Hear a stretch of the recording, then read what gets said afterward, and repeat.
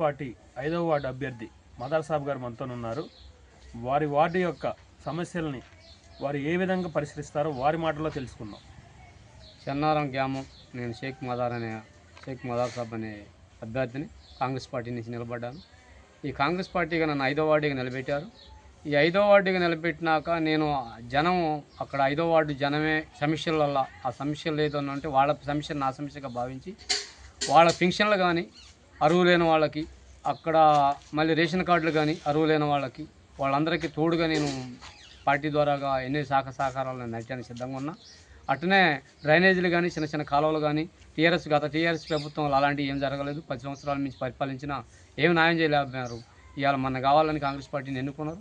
ఆ కాంగ్రెస్ పార్టీ కూడా ఇవాళ 2 సంవత్సరాల పరిపాలన అన్ని రకాలుగా అందించారు.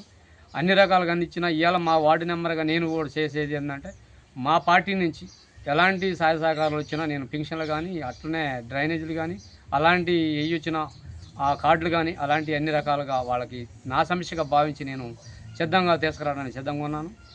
గత వాళ్ళకి ఏమీ అభివృద్ధి జరగలేదు. ఇవాళ కాంగ్రెస్ ప్రభుత్వం వచ్చినాక కరెంట్ వచ్చింది, అటనే ఫ్రీ కరెంట్ వచ్చింది, అటనే బస్ ఫ్రీ వచ్చింది, అటనే గ్యాస్ బండ ఫ్రీ వచ్చింది, అలాగే 2 లక్షల రూపాయలు రుణమాఫీ వచ్చింది. మళ్ళీ అలాంటి ఎన్నో సహకారాలు అందించారు. ఇవాళ కరెంటు బిల్లు కట్టుకోవాలని మామూలు విషయం కాదు. మా అలాంటి పేదవాళ్ళందరూ ఇవాళ ఎంతో సహాయసకంగా అన్ని రకాలుగా ఇచ్చేసారు. ఇంద్రమ్మ ఇళ్ళల్లో ఇంద్రమ్మ షేర్లో కూడా కొంతమంది పంపిణీ చేయడం జరిగింది డ్వాక్రా మహిళలందరికీ. వాళ్ళందరికీ దయచేసి ఈ కాంగ్రెస్ ప్రభుత్వాన్ని ముందుకు నడిపించి మంచిగా ఉండాలని ఈ పార్టీ తరఫున మేము అందరం కోరుకుంటున్నాం. పేదవాళ్ళకి ఎలాంటి సమస్య ఉన్నా కాంగ్రెస్ పార్టీ తీర్చిది.